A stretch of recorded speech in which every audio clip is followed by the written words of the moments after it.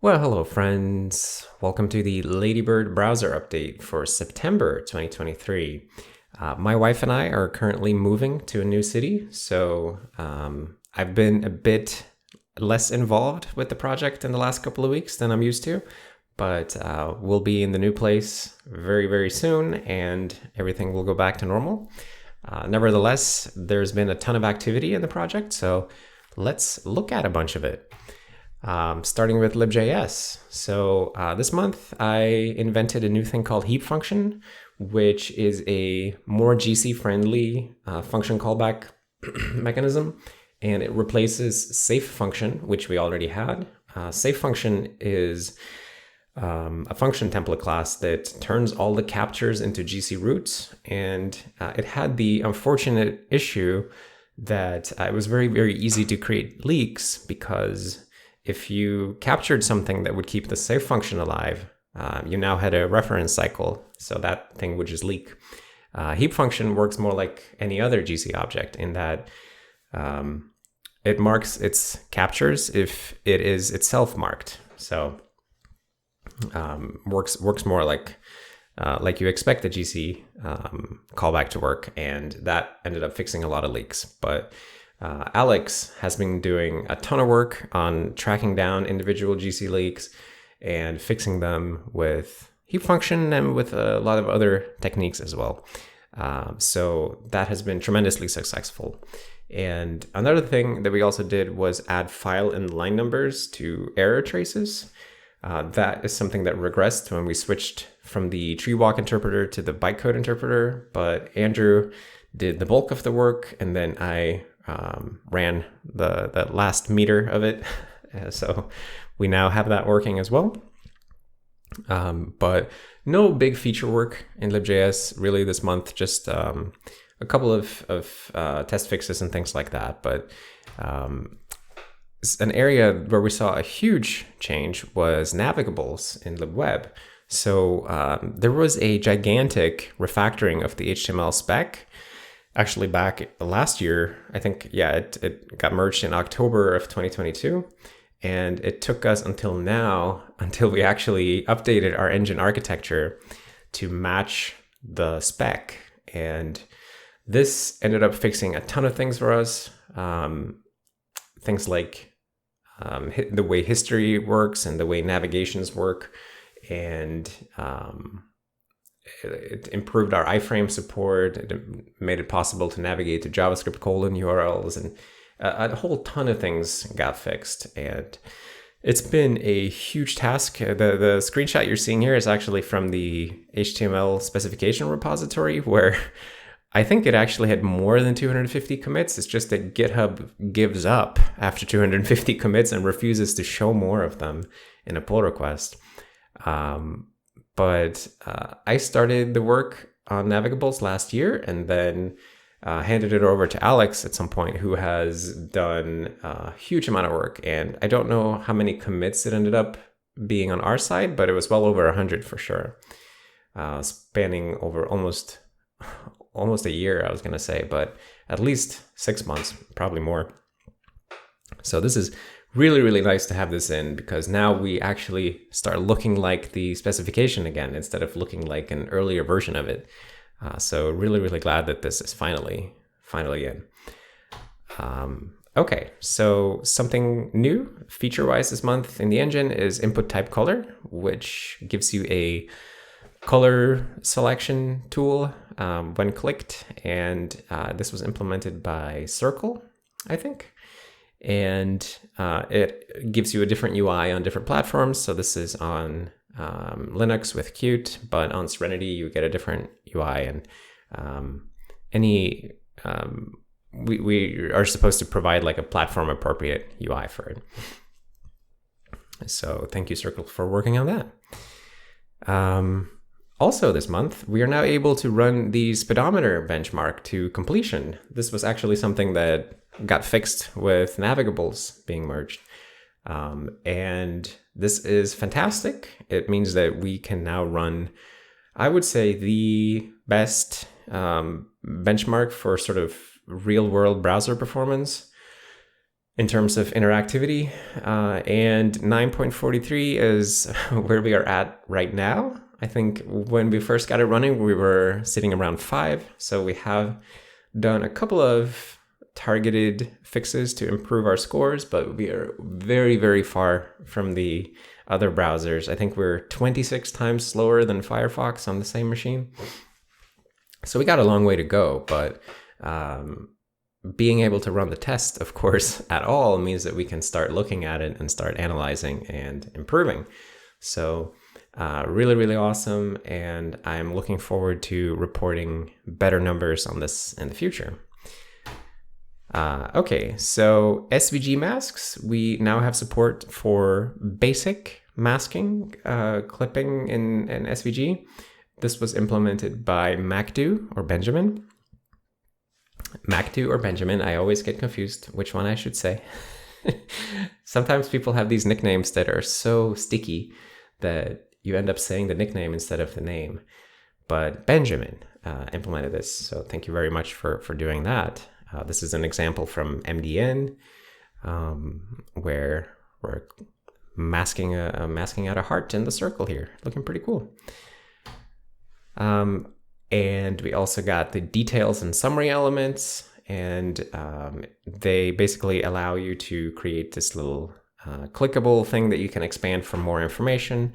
And if you click, you get more details like that. And this is implemented on top of Shadow DOM, which I think was the bulk of the work, actually, was improving our Shadow DOM support. And Tim Flynn implemented all this. So thank you, Tim, very much for putting time and effort into this. This turned out really good. Oh, this is a fun one. This month, I think it was this month, we basically got ported to Haiku, another operating system. And this work has been ongoing for a while, so I don't know exactly when it started, but this is a screenshot of Ladybird running on Haiku, displaying the Haiku project website. And that's pretty cool. It's really awesome to see Ladybird running on other operating systems. And this work was done by Niklas, who has been just working on every layer of the stack to get this working. So we've gotten a ton of compatibility fixes and random portability improvements across the stack to support this. So thank you, Niklas, for doing this. And of course, there's been tons of miscellaneous things like the new experimental navigation API that sits on top of navigables is something that Andrew has been implementing. So it allows you to interact with the, I think it's supposed to sort of replace the old history API and gives you a more accurate model of the navigation history and the various navigation actions and events that happen in the browser. And yeah, we are on our way to supporting that and having tests for it. So thank you, Andrew, for tackling that. Our 2D canvas can now do Arc2. That was done by Gabriel, I think. And Sam has, as usual, worked on a million things in CSS. This month he's done CSS quotes, I think even nesting quotes. And he's done the text area element, which used to be really bad, and now it's getting a bit better. And Sam has also done a ton of other things like refactoring our shorthand value system, which I forgot to put on the list, but the new shorthand system allowed us to remove hundreds of lines of code in the CSS subsystem, and it is really nice. It's always hard to demo, but Sam consistently removes hundreds of lines of code, which I really like. that is a very good thing. So thank you, Sam, for continuing like that.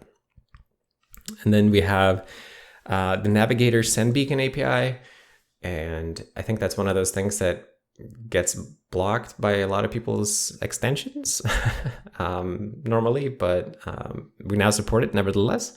And that was implemented by Bastian, I think.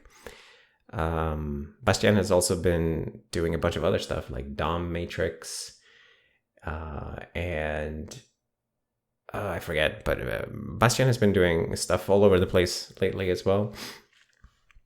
Very, very nice.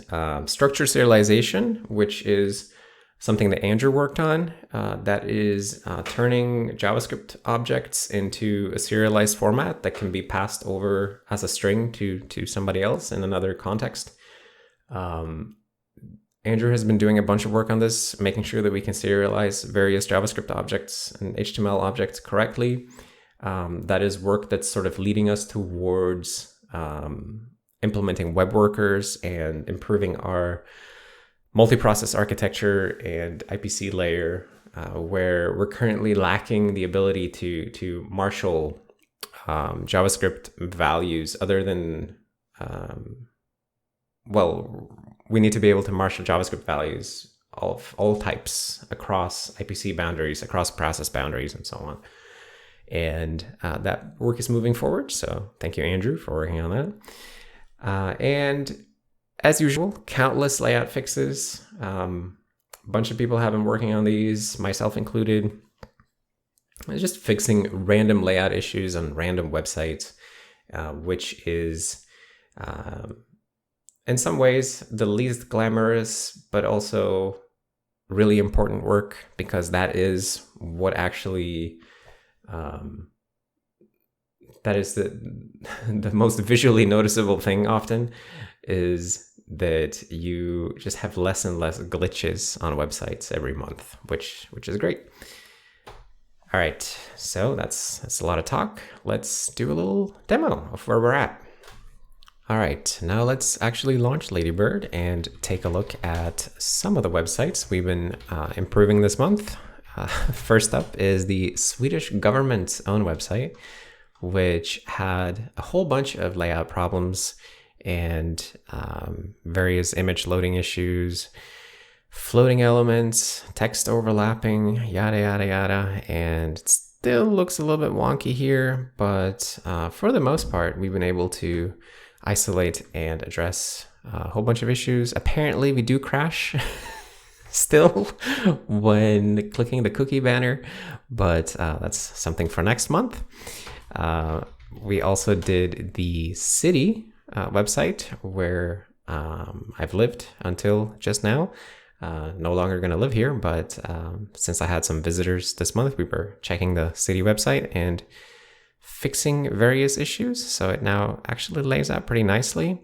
It looks a little weird, especially with a bunch of white space, but the website has a bunch of white space. So we still do a couple of layout things wrong here, of course, as usual, but it is surprisingly good. So it's always nice to work on random websites that you visit, such as the Lilla Napoli Pizzeria website. It's a pizza place that I've been to this month, and their website wasn't looking quite right. So, of course, I ended up working on that, making sure that it looks good so that next time I want to go there, I can book my pizza online. And there's supposed to be a nice picture here. It's not loading. I don't know why. Let's try to reload the page. Hello. Yeah, maybe the image is not loading today. But yeah, again, a bunch of layout issues and flex layout, text formatting, stuff like that. And just nice to steadily improve on random websites.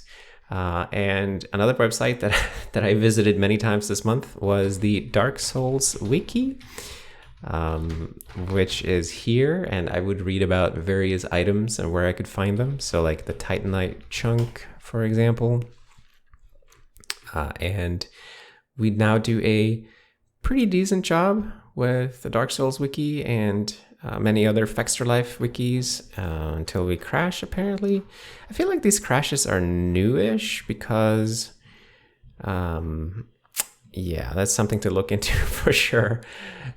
It was definitely more stable earlier in the month, and reload doesn't work on a crashed page. Okay, well, we've got Fixme's for sure.